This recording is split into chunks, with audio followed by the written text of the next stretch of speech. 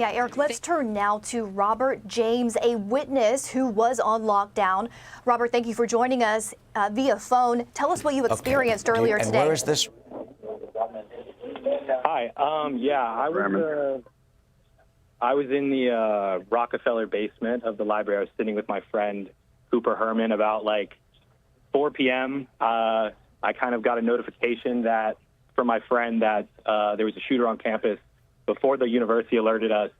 And then me and my friends, we decided to go to, there's a floor below the basement, hunker down in a room, and us and maybe about 15 or 10 other students barricaded ourselves in the basement, put up tables against the wall, chairs against the wall, chairs against the window.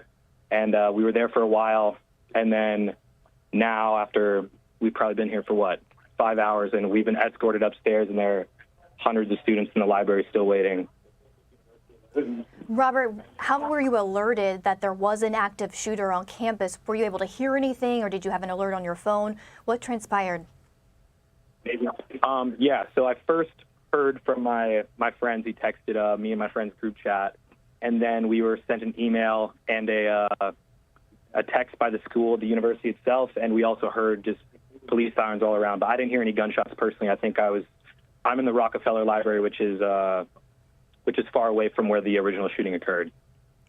You said you had to hunker down in the basement. How long were you there, and then how are you now? I mean, it's been several hours, but how is the campus over the last several hours?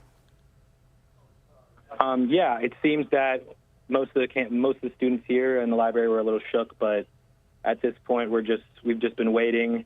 And I know from talking to my friends all around campus, there was a little fear, especially the people closer to Barrison Hawley, like the students in the sciences library. And I know now a lot of students are being transported in buses to the OMAC, which is like a recreational facility. And supposedly we're going to be transported in buses downtown, is what we heard. So you're just kind of in limbo and doing what the authorities are telling you to do. Do you see that response from the police and other authorities there? Do you feel like you're being well communicated with as far as feeling safe currently?